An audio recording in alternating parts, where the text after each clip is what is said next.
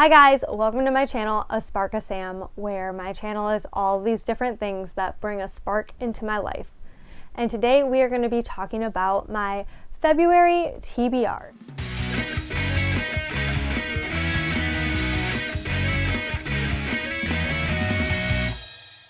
Now, I have a pretty big TBR per usual. There's no way I'm going to get through all these books, but I'm gonna try. And the best way to try and to check off things off your list is to talk about a book that you have already finished. So one of the books I was trying to finish for one of my friends' book clubs was Dreams Lie Beneath by Rebecca Ross, which I highly recommend. Now, I know this kind of negates the whole TBR thing, but this was on my list to do, and by the time I filmed this, I had already finished this book. If you have not read anything from Rebecca Ross, who's wrote A River Enchanted and Divine Rivals, like any of those duologies, this is an amazing standalone to read. I absolutely loved it. I already did a review on my bookish Instagram, which is A Spark of Sam Library, and I just loved everything about this. It was fantasy, it was whimsy, it was twisty, and it just, like, it had really good lore, and the magic system I enjoyed.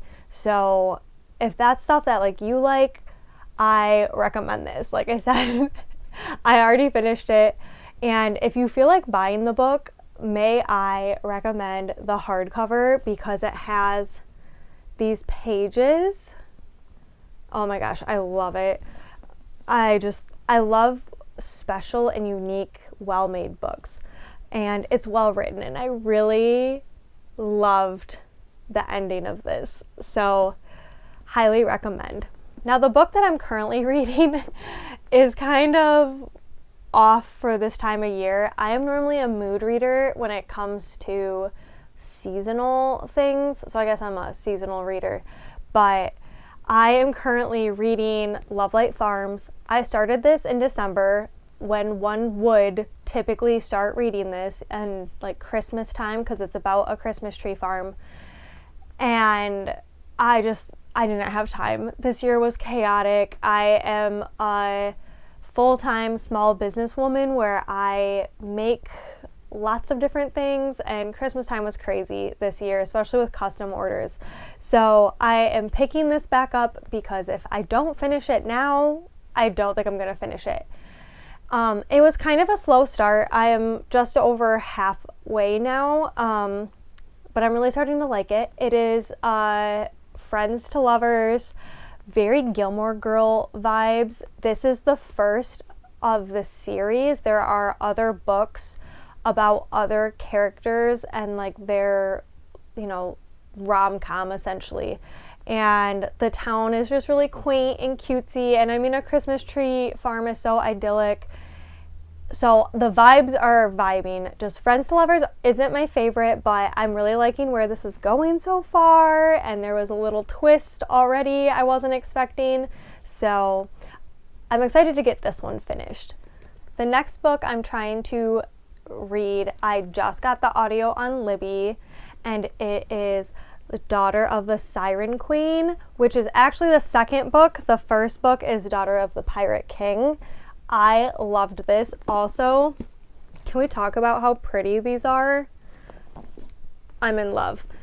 I got the audio on Libby, so I'm going to do a tandem where I listen and read at the same time, and so I have to finish this within a week and a half before the audio is no longer available and I don't have my hold anymore. And I am really excited to see where this book is going to go. There is a third book too, so I'm sure I'll keep reading on with the series. But this is like The Little Mermaid and Pirates of the Caribbean, but like a female, and I love it. It's funny. There's like some high tension, there's some action, a little bit of romance. It's everything that I love. And I'm also going to Universal and Disney at the end of this month. So what better way to give me like Pirates of the Caribbean vibe than to read this book before I go to Florida. I can't wait. Now, it is the month of love and Valentine's Day, so I thought I would do another rom-com. Well, I don't know if it's a rom-com, a different romance, I guess you would say, for this month, and that's Butcher and Blackbird. Now, without reading the synopsis, just some of the things I have heard from others is, first, check the trigger warnings. If you haven't heard about this book already, it's probably not your cup of tea.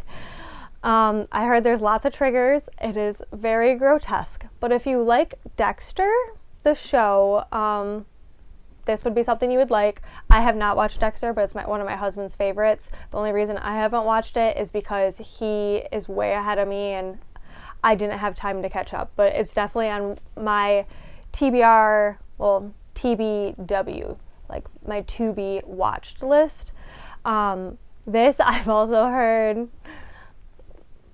there's a hint of cannibalism, so if that's not your thing, you're not gonna want to read it. To me, I'm like, interesting, tell me more. And it's not that long of a book, so I got it from Book of the Month last month, and I was saving it for a palate cleanser from all of the fantasy I've been reading, because I've been reading a ton of fantasy in January. But that doesn't mean I'm going to stop reading fantasy. My friend Kendal from Bookphoria has a Patreon that's called the Dreamy Dragon Den. I know, it's the Year of the Dragon. I'm just living for all of it. She's the one that I read Dreams Lie Beneath with. She decided to make her book club monthly, and so I'm so excited because I have literally loved every single book she's picked so far, and the one we are reading is Powerless. So I have to finish this by I think early March. I'll have to get it done by, but I've been wanting to read this for the last couple months since everybody's been talking about it. So the fact that I have an excuse now and I get to discuss it, oh darn. So I will then be reading Powerless, and I'm really excited for this one and to discuss it with everybody. So I haven't heard a ton about the synopsis, but I have heard it's a little bit of like Hunger Games vibes with a little bit more like fantasy and less sci-fi. It says hunted, hunter, destined for each other. I mean, it sounds amazing to me. I am just really excited to get to this, and I mean, the cover itself just gets me so excited. Now, logically, I don't know if I'll be able to get to this book, but I'm going to try. And that is the second Crescent City, which is House of Sky and Breath. I have only heard absolutely amazing things about this book. I wasn't expecting to like urban fantasy, but it's Sarah J. Maas, and we know she's amazing. I do have the third Crescent City, and I am just waiting to hear if I should read all of Throne of Glass before I get more into Crescent City, but I really have been wanting to read this. The first one I absolutely loved, and I read so fast for how big these books are. So if I could get to this, I would like to, but I don't think realistically I will. So since I'll be traveling at the end of the month, I would like to take a book with me, but all the ones I'll probably be reading at the time are going to be pretty thick, and everyone has told me how Manacled, the book about Hermione and Draco, that's fanfic. Everyone has told me I need to read it. It's enemies to lovers. I've heard it's absolutely amazing, and because it's fan fiction, you have to download it. So I am looking to download it, and what better like book to read while I'm going to Universal and going to be in the world of Harry Potter than to read that then. So I do think I'm going to read that while traveling and on the plane. And I'm normally not a huge ebook reader, but for this is like the best excuse, and I think the best opportunity to read this book then. Okay, and then on my last book, it's not a to be read book, kind of, but I got this for myself for Valentine's Day. It's A Court of Thorns and Roses coloring book. The illustrations are gorgeous, but there are spoilers. If you have not read the first 3 ACOTAR books, I do not recommend getting this, or if you get it, do not read it until you finish the first 3. But the illustrations are gorgeous, and I can't wait to color it. The pages are pretty thick, and the nice thing is all the coloring pictures are on this side of the page, and then there's words on the back side. So if you use like markers, I normally use colored pencils, but if you use markers and it bleeds through, at least it's just on a page with words and not the actual book itself. But I just couldn't resist, and so when I'm listening to some audiobooks, I'll probably be drawing in this. Now, typically for audiobooks, I don't put them on my TBR, but one audiobook that I'm really trying to get through this month is Shadow. It is the second book to Dust. I listened to it last month for one of my friends, Keisha. Her book club, it was Dust was the pick, and it's a duology, and the second book I have been dying to get to now because the first one leaves on a big cliffhanger. And I'm really liking the second one. I'm already listening to it and I'm gonna finish it, but it's definitely one I can't wait to check off, and I'm excited to see where the story goes. It's a Peter Pan retelling, which I like Peter Pan, like I like the thought of Peter Pan, but Peter himself is not my favorite character.